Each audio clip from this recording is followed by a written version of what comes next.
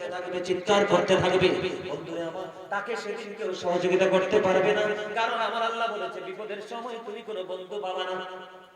অন্যায় করার সময় সাবধান হয়ে যাও, অপরাধ করার সময় তুমি সাবধান হয়ে অপরাধ করো। বন্ধুরে আমার, এমনি ভাবে চলতে থাকবে, তার কবরে আছে আরো বেশি আযাব আছে, বলবো না একটু? বন্ধু, পাপী মানুষের দুঃখের কোনো শেষ নাই রে। জাহান্নামের দিক তাকান, জাহান্নামের মধ্যে যে আগুন আছে, এই দুনিয়ার আগুনের মতো নয়। এই আগুনটাকে আল্লাহ 1000 বছর তাপ দিয়েছে, আগুনের রং হয়ে গেছে বন্ধু সাদা। আল্লাহ কই এই আগুনে হবে না, আরো 1000 বছর তাপ দিয়েছে, আগুনের রং হয়ে গেছে বন্ধু লাল। আল্লাহ বলে না না না, এই আগুনে হবে না, আরো 1000 বছর বন্ধু তাপ দিয়েছে, এটা হয়ে গেছে কালো। 3000 বছর উত্তপ্ত করে আগুনটাকে বরাদ্দ করে রাখা হয়েছে বন্ধু। 3000 বছরে আগুনটাকে বন্ধ বরাদ্দ করে রাখা আছে। 3000 বছর বন্ধু আগুনটাকে বরাদ্দ করে রেখেছে। এই আগুনের এক জোড়া জুতা পরাই দেওয়া হবে। নাউজুবিল্লাহ বলেন না। আগুনের এক জোড়া জুতা, তাও কি জানেননি? জাহাজ সবচেয়ে নরমাল জাহান্নামী, সবচেয়ে নরমাল আযাব কি? সবচেয়ে ছোট আযাব আগুনের একটা জোড়া জুতা বন্ধ পরিয়ে দেওয়া হবে। আগুনের একটা জোড়া জুতা যখন পরিয়ে দেওয়া হবে, এই যে মাথাটা দেখতে পাচ্ছেন নি, পাপী মানুষগুলো, জাহান্নামী মানুষগুলো বিবাড়ির গোশতের পাতিলের মতো, ঈদের দিনের গোশতের পাতিলের মতো রে। শীতের দিনে দেখবেন চুলার উপর কেমনে ফুটে গরম পানি, কথা বলেন না কেন? ফুটে কি ফুটে না? এইরকম শীতের দিনের গরম পানির পাতিলের মতো মগজটা উতরাইতে থাকবে, চিৎকার করতে থাকবে রে, কান্না করতে থাকবে। বন্ধু, কে করবে রে সেদিন তোমাকে সহযোগিতা? কে দিবে বন্ধু তোমাকে সেদিন সাপোর্ট? কি হবে রে সেদিন বন্ধু উপায়? আল্লাহ তো বলে দিয়েছে লা ইয়ামুতু, মরতে পারবা না, ফিহা ওয়ালা ইয়াহইয়া, বাঁচার সুযোগ নেই, ওমা মানহাবি ইবেন পালাবার সুযোগ নেই। শুধু এখানেই ক্ষান্ত নয় বন্ধু, শুধু এখানেই ক্ষান্ত নয়, বলবো নি আমি? ও বন্ধু, আমি আপনাদেরকে বলে দিই, জাহান্নামীদের জন্য খাবার আছে বরাদ্দ। এই খাবারটার নাম হলো বন্ধু তিনাতুল খাবার। নাউজুবিল্লাহ বলেন না। ইয়া রাসূলুল্লাহ, এই তিনাতুল খাবারটা কি? আরেকটা জাহান্নামীর নিংড়ানো রক্তপুঞ্জ। নাউজুবিল্লাহ বলেন না। আরেকটা খাবার আছে, সেটার নাম হলো বন্ধু জান্নাত। এই জাহান্নাম এত বিষাক্ত বন্ধু, বর্তমানে যদি খারাপ আর জমিনে একটা ফোঁটা জাহান্নাম যদি এই মুহূর্তে পড়ে, গোটা পৃথিবীর মাটি বন্ধু বিষাক্ত হয়ে যাবে। কিয়ামত পর্যন্ত এই পৃথিবীর মাটিতে কোনো শস্য জন্ম হবে না। জাহান্নামীদেরকে খাবারটা বন্ধু ভক্ষণ করতে হবে। জোরে জোরে বলেন না নাউজুবিল্লাহ। বন্ধু, এত সুন্দর করে বানাইলো আমার আল্লাহ মানুষ, এই মানুষগুলো কেমনে এত অসুন্দর হয়ে গেল? দুনিয়ার লোক, কিসের লোক? কথা বলেন না কেন? আজকে যে মানুষগুলো রাস্তাঘাটে এখনো পর্যন্ত আছে, কোনো কাজ নাই, তারা জানে না আল্লাহ বলেছেন ইন্না বাতশা রাব্বিকা লাশাদীদ, আল্লাহ ধরবে খুব শক্তভাবে। ইন্নাল্লাহা সারিউল হিসাব, আল্লাহ হিসাব নেবে বন্ধু খুব তৎপরতার সাথে। জোরে জোরে বলুন আল্লাহু আকবার। কথা বলেন না কেন? বন্ধুরে আমার, আপনি হিসাব দিতে হবে, অ্যারেস্ট হতে হবে, বাঁচতে পারবেন না, মরতে পারবেন না, পালাতেও পারবেন না। গরম যখন আসে আমরা বিভিন্ন ধরনের ঠান্ডা জিনিস খাই, বিশেষ করে পানি খাই কি খাই না?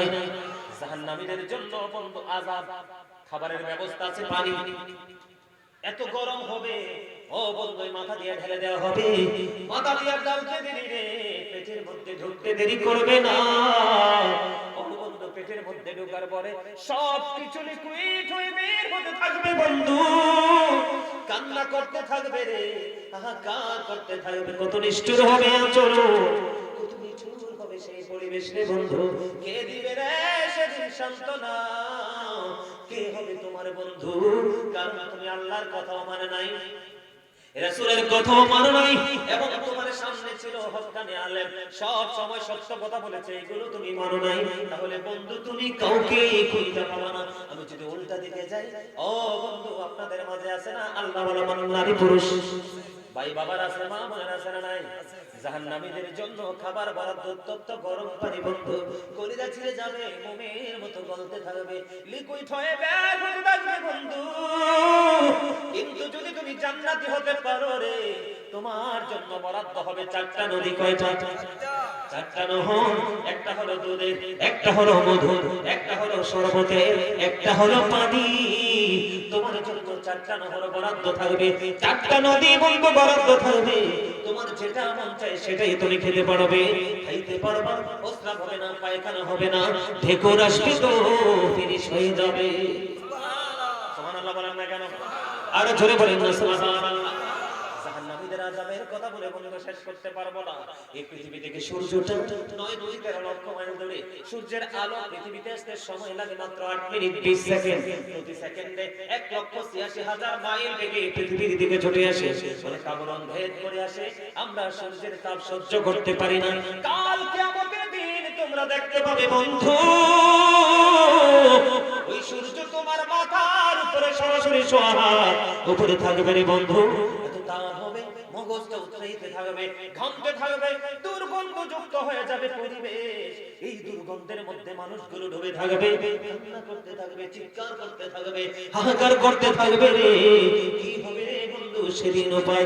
কিন্তু আজকে যে যুবক শুরু থেকে পর্যন্ত পাঞ্জাবি পরো নাই, টুপি পরো নাই, কিন্তু প্রেম নিয়ে মাহফিলে বসেছো, শিক্ষার জন্য বসেছো। যৌবনকালে মুরব্বিদের হিসাব কিন্তু আলাদা। যে মুরব্বি আল্লাহর গোলামি করতে করতে করতে করতে বুড়া হয়ে গেল, দাড়ি পেকে গেল, চুল পেকে গেল, এখনো আল্লাহরে খোঁজে।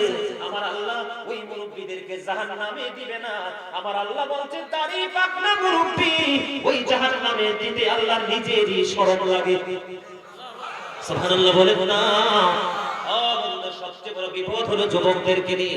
সবচেয়ে বড় বিপজ্জনক এক পর্যায়ে আছে যুবকেরা। আল্লাহ নাই, রাসূল নাই, ভদ্রতা নাই, নম্রতা নাই, আমল নাই, ঠিক কিনা বলেন? কিন্তু এদের মধ্যে ব্যতিক্রম কিছু যুবক খুঁজে পাওয়া যায়।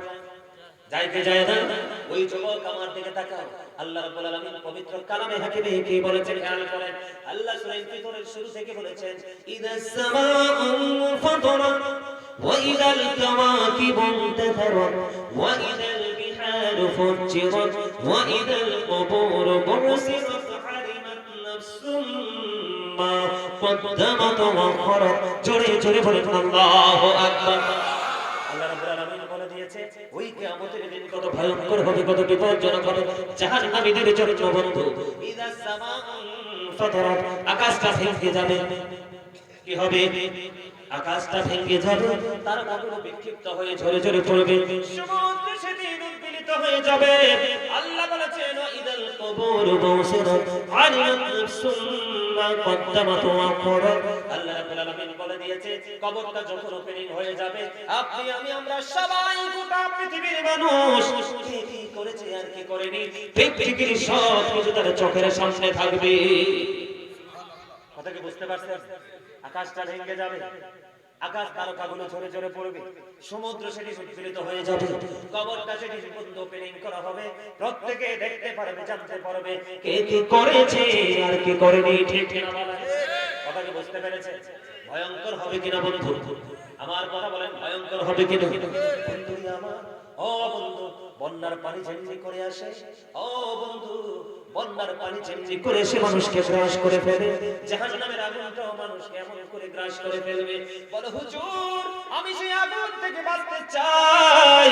আমি আপনাদেরকে বলে দিতে চাই, বাড়িতে যখন আগুন লাগে, কোন দালান কোঠায় যখন আগুন লাগে, ফায়ার সার্ভিসের লোক এসে বলল পানি দিয়ে আগুন নেভায়।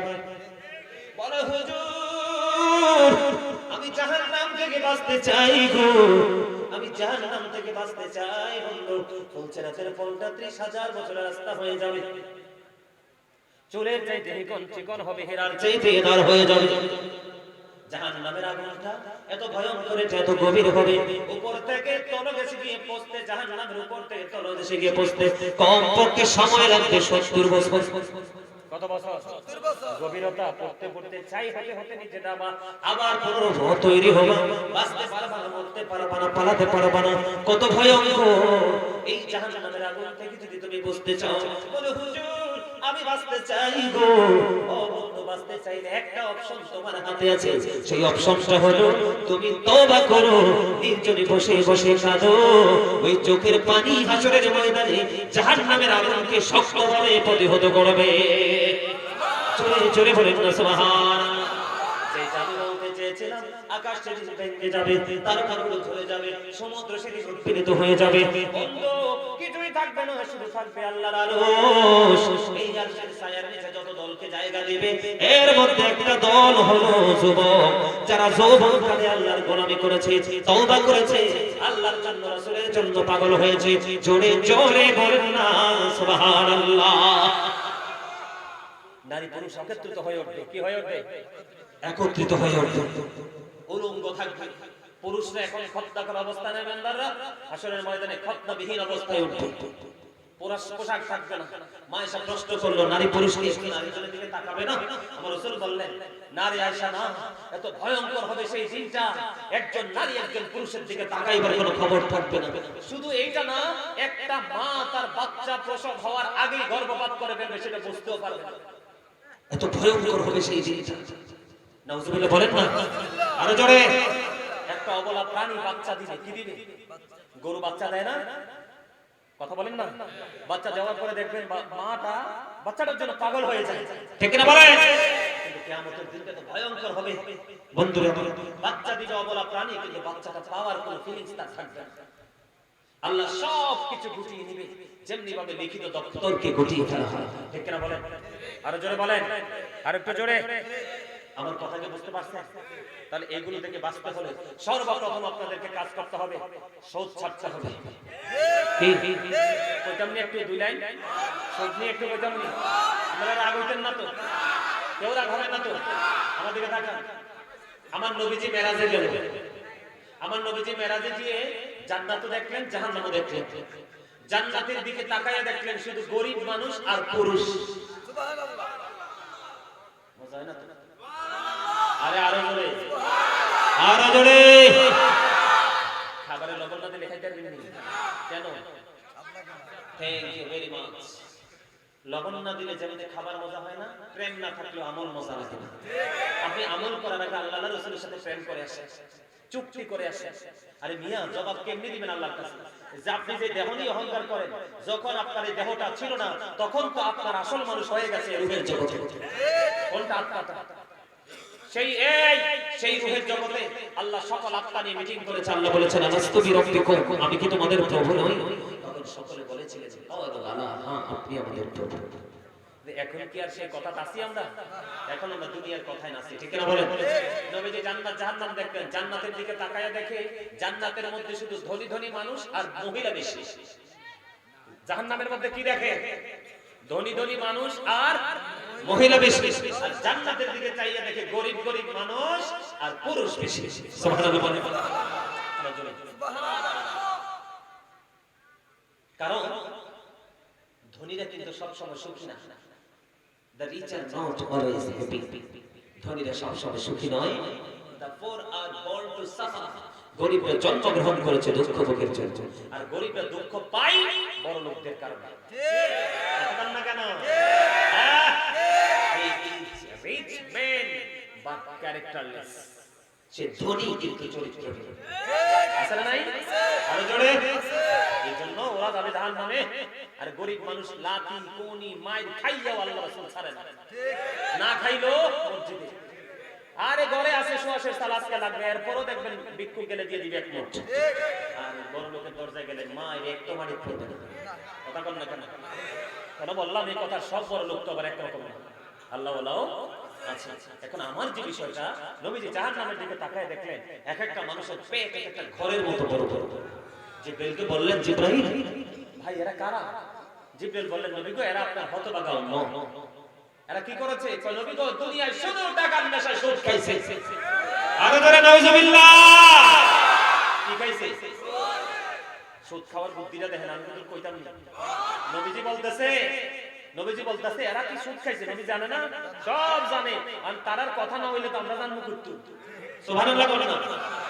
জিবরাইল এরা কারা? কয় নবী গো এরা সুদ। আমার রাসূল একটা ডাক দিয়ে বললেন, ওই যে বড় বড় পেটওয়ালা মানুষগুলোকে দেখা যায়, আমি রাসূল দেখতে পাই তাদের পেটের মধ্যে শুধু সাপ আর বিচ্ছু। জোরে জোরে কোন না নাউজুবিল্লাহ। আরে জোরে কোন। টাকা হাওলার ছেলে কয় হারাম নাই, সুদের কথা কইলে কইবেন আমার দুলাভাই থেকে আইনা দিই, কথা কয় না কেন?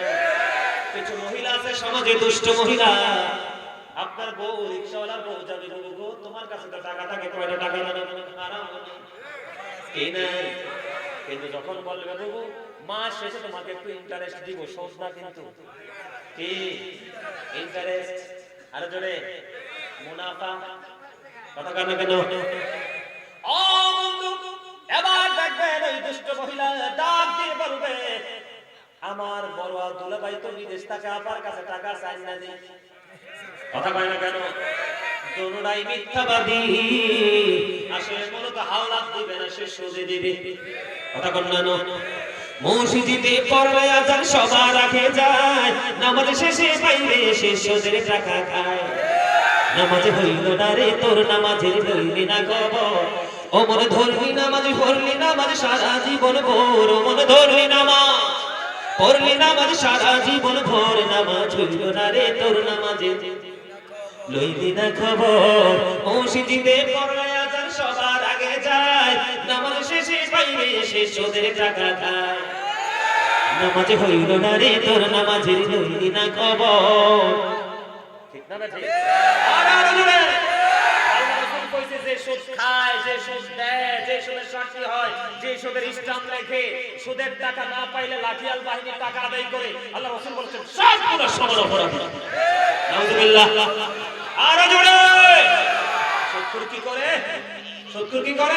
মসজিদে পড়লে আজান সবার আগে যায়, নামাজ শেষে বাইরে এসে সুদের টাকা খায়, নামাজ হইল না রে তোর, নামাজের লইলি না খবর, অমর ধরলি নামাজ পড়লি নামাজ সারা জীবন ভোর, অমর ধরলি নামাজ পড়লি নামাজ সারা জীবন ভোর, নামাজ হইল না রে তোর, নামাজের লইলি না খবর। আল্লাহ রাসূল বলছেন 9 টাকা তোমার হালাল, 9 টাকা তোমার কি হালাল, 1 টাকা তোমার হারাম। এই 9 টাকার সাথে 1 টাকা 10 টাকা বানাইয়া তুমি জামা বানাইলা, এই জামা পয়রা সারা জীবন নামাজ পড়া, রাসূল বলছে কাম হইব না। আরে জোরে কেন কাম হবে না? রাসূল বলে দিয়েছেন লা তাকবালু সালাতুন বিগাইরি তুহুর ওয়ালা সাদাকাতুন বিগুনুর, পবিত্রতা ছাড়া ইবাদত কবুল হয় না, আর হালাল টাকা না হইলে দান কবুল হয় না। আরে জোরে এই 100 টাকা পড়লো কাম হতো না, টাকা ঠিক কইছে, আলহামদুলিল্লাহ বলেন। আরে জোরে আরে জোরে বাঁচার জন্য কয়েকটা রাস্তা আছে, একটা হলো তওবা, কি? আরেকটা হলো দান, কি? একটা হলো তওবা, আরেকটা হলো দান। দান মানুষকে আল্লাহর কাছাকাছি নিয়ে যায় না। কেমনে? এই এদিকে তাকান, আল্লাহ রাসূল বলেছেন তুমি ছোট মসজিদ বানাও, বড় মসজিদ বানাও, মাটি দিয়া বানাও, বেড়া দিয়া বানাও, যেটা দিয়েই বানাও, দুনিয়ায় যদি তুমি কোন জান্নাতি ঘর, আল্লাহর ঘর, মসজিদ বানাইতে পারো, আল্লাহ রাসূল জানিয়ে দিয়েছে আল্লাহ তোমার জন্য জান্নাতে ঘর বানিয়ে রাখবে। আরো জোরে কন্না সুবহানাল্লাহ, আরো জোরে। আমার দানের কথা কোনজন রাগ হয়ে গেলেন? রাগ করছে? আমার গল্প শুনেন, আমার বাড়িটা এখান থেকে বেশি দূর না, ভৈরবপুর। কোথায়? ভৈরবপুর। কোথায়? খোঁজ নিয়ে যাবেন ভৈরবপুর। যাওয়ার পরে দেখেন, এদিকে তাকান, আমার গ্রামে 32 বছরের পুরনো মসজিদ। কে? 32 বছরের পুরনো মসজিদ। আমি একদম গুনাহগার, আমার এই এক হাতে 5 মাসে কমপ্লিট, একদম ফুল কমপ্লিট, ভিতর বাহির পুরো টাইলস করে। মারহাবা কর না কেন? চট্টগ্রাম থেকে আমার এক ভক্ত ফোন দিল, অনলাইনে দেখছে হুজুর আপনি যে মসজিদ বানান, আপনি যে এখনো ভাড়া থাকেন, মানে মসজিদই বানাইতেছে। তখন আমি আমার এই ভক্তটাকে অত্যন্ত শ্রদ্ধার সাথে জবাব দিয়ে দিলাম, তোমার এই প্রশ্ন করার জন্য তোমাকে ধন্যবাদ, কিন্তু তুমি মনে রেখো ভাড়া বাড়িতে থাকলেও মরণ হবে রে, নিজে ঘর বানাইয়া থাকলেও মরণ হবে। আমার রাসূল বলে দিয়েছে দুনিয়ায় যে জান্নাতের ঘর বাইতুল্লাহ বানাবে, ওই বাইতুল্লাহ ওই পাগল ছাড়া জান্নাতে যাবে না। রাসূল বলেছেন দুনিয়া তুমি আল্লাহর ঘর মসজিদ বানায় আসো, তোমার জন্য জান্নাতে আমি ঘর বানায়া রাখবো। এই দুনিয়ার ঘরের মতো হইবনি আমার আল্লাহর ঘর। আরে সুবহানাল্লাহ বলেন। এই কথা আরেকটা মজা হলো, আজকে আপনাদের এখানে একটা মুসল্লি দেখে শান্তি লাগলো, মসজিদে পুরো কানায় কানায় ভরা দেখলাম। এই আল্লাহ রাসূল বলেছেন, মজা দেখেন, তুমি যতবার মসজিদে যাবা, কতবার? তুমি যতবার মসজিদে যাবা ততবারের বিনিময়ে আলাদা আলাদা ভাবে জান্নাতে, তুমি 10 বার গেছো, জান্নাতে তোমার 10 বারে আপ্যায়নের ব্যবস্থা হবে। তুমি 20 বার গিয়েছো, 20 বার জান্নাতে তোমার ফেরেশতারা আপ্যায়ন করাবে। সুবহানাল্লাহ বলেন। এখন আমাদের কি প্রেমের জগতে আছে নাকি? এই বেশি বেশি দান করে যাবেন, আপনাদের মসজিদে দান করা লাগবে, করবেন নি?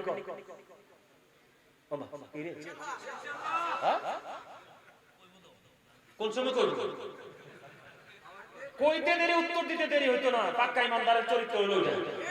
আমি কি কইছি বাড়ি বেচে দিতে, বউর গয়না বেচে দিতে, জায়গায় 1 ঘন্টা 2 ঘন্টা খেত বেচে দিতে কইছি? শুনেন ইসলাম কত প্রেমে। আল্লাহ রাসূল এক সাহাবীকে দেখতে গেলেন, সাহাবী অসুস্থ।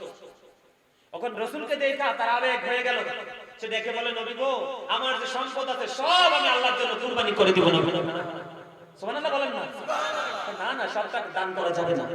ইয়া রাসূলুল্লাহ, তাহলে আমি অর্ধেক দান করে দেই?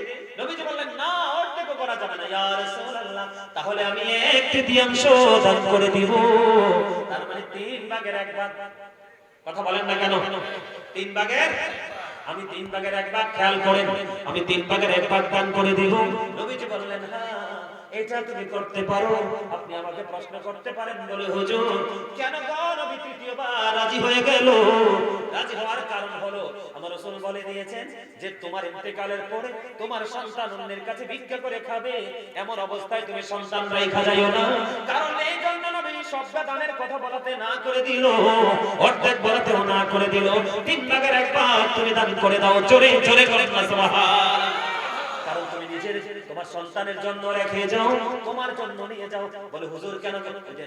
ওটা শুরু হইছে, বুঝা লাগছে যে হুজুরন কইবা আমরা মসজিদের জন্য কিছু দাও। এই বহেন বহেন বহেন, এদিক তাকান।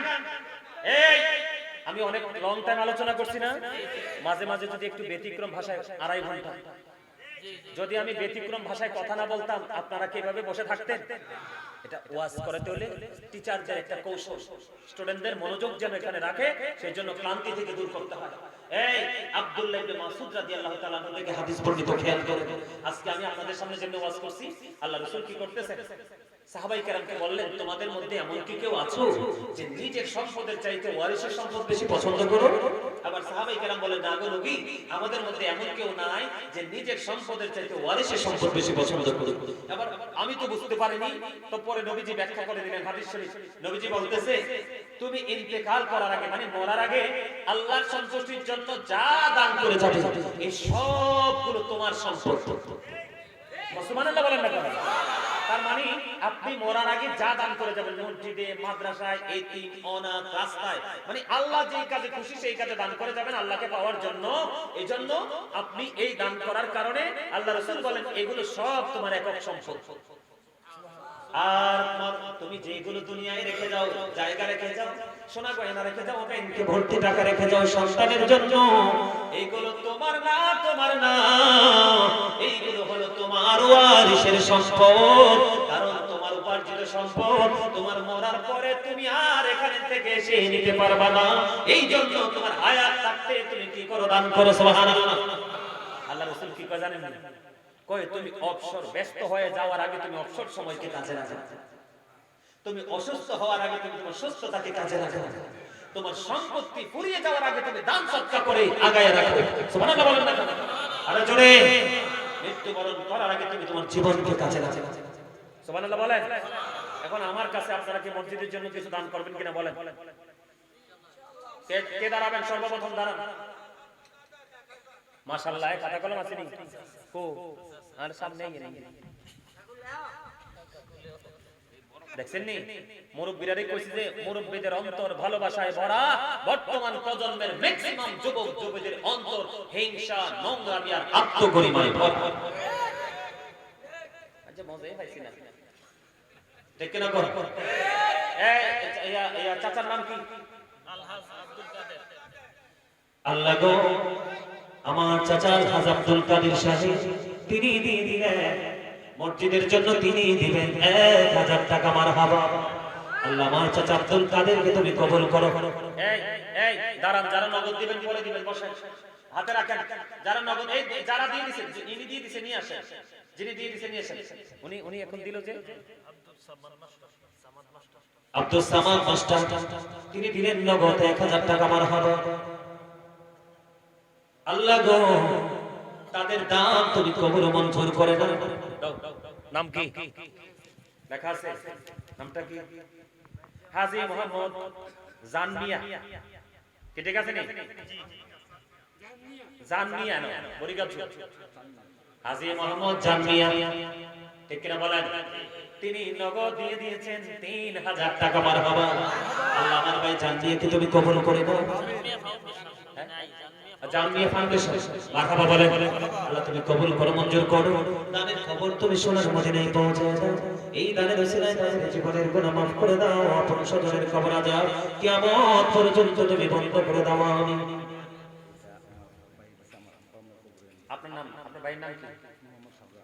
মোহাম্মদ শাহজাহান ভাই। বাবা মার জন্য দোয়া চেয়ে দিয়েছেন। এদিকে আসেন, আমি রাখ দিয়েছি তো। শাহজাহান নিয়ে দিয়েছেন নগদ 1000 টাকা। মারহাবা। আল্লাহ শাহজাহান ভাইকে তুমি, ওনার বাবাকে তুমি কবুল করে নাও, কবর আযাব বন্ধ করে দাও। আল্লাহ তার নেক হায়াত তুমি বাড়িয়ে দাও। আজকের দানের খবর সোনার মদিনায় তুমি পৌঁছায় দাও। ইয়া রাব্বাল আলামিন, যতগুলো মানুষ তখন পর্যন্ত দান করলো, আল্লাহ তাদের দানকে তুমি কবুল করে নি, তাদের জীবনের গুনাহ করে তুমি maaf করে দাও। আমিন। গোলাম মুস্তাফা দিবেন 1000 টাকা। মারহাবা। আল্লাহ মুস্তাফা ভাইকে তুমি কবুল করে দাও, জীবনের গুনাহগুলো maaf করে দাও, আয়াতের মধ্যে তুমি বরকত দিয়ে দাও, আপন স্বজনের কবর আযাব কিয়ামত পর্যন্ত বন্ধ করে দাও। আমিন। আপনারা এখন দিবেন না পরে দিবেন? আস্তে আস্তে দিবেন, কোনো অসুবিধা নেই। আমার আব্বা মা নাই, আমার আম্মার কবর আপনারা পিছনে। আচ্ছা, আমার পিছনে কথা বলেন। আমার ওয়াইফ অসুস্থ, আমার ওয়াইফের জন্য 5000 টাকা, আর আমার মেয়ে বাচ্চা হবে, তার জন্য দোয়া করবেন 2000 টাকা। আচ্ছা, আপনার নাম কি? আমার নাম মোহাম্মদ হাবিবুর রহমান। আমি প্যান্ডেলের জন্য প্রতি বছর 6 বছর মাহফিল। আচ্ছা, পরে এটা পরে কই না, আবার এখন একটা দোয়া করি, এটা পরে আবার ধরব আপনাদেরকে। মাহফিল কি আজকে পাই আপনারা খুশি হয়েছেন নি? বিশেষ করে আমারে পাইয়া খুশি হয়েছেন না আপনারা? মন থেকে বলেন কিন্তু, কারণ আপনারা আমাকে পেয়ে বেশি খুশি হওয়ার কথা, কারণ আমি আপনাদের সন্তান। ঠিক না বলেন? আরো জোরে। আপনারা যে হাবিবুর রহমান ভাই, এই আমাকে কেউ চতুর্দিক দিয়ে কিন্তু কথা বলবেন না, একজন শেষ হলে আরেকজন বলবেন। হাবিবুর রহমান ভাই, এই লোকটাই কর্নারে ছিল এতক্ষণ, চেহারা অত্যন্ত নূরানি, আমার দিকে কিন্তু পলকহীন দৃষ্টি দিয়ে তিনি আমার আলোচনা শুনেছেন এতক্ষণ। আল্লাহ গো, তোমার এক পাগল বান্দা, তোমার হাবিবের নামের সাথে নাম হাবিবুর রহমান ভাই, ওনার মা আল্লাহ আমার পিছনে গোরস্থানে শুয়ে আছে গো, মায়ের জন্য ভালোবেসে দিয়ে দিল 5000 টাকা। মারহাবা। আল্লাহ আমার হাবিবুর রহমান ভাইয়ের মায়ের কবর আযাব তুমি বন্ধ করে দাও, কবরটাকে জান্নাতের বাগান বানায় দাও। আমার ওয়াইফ, আল্লাহ গো, ওনার ওয়াইফ অসুস্থ, বিবির জন্য দোয়া চেয়ে দিলেন 5000 টাকা। মারহাবা। জোরে করে মারহাবা। আরে জোরে বলেন মারহাবা। আরে আমি শেষ করি না। আচ্ছা, আমি আপনি বলে দেন, আপনারা মারহাবা বলবেন কেন জানেন?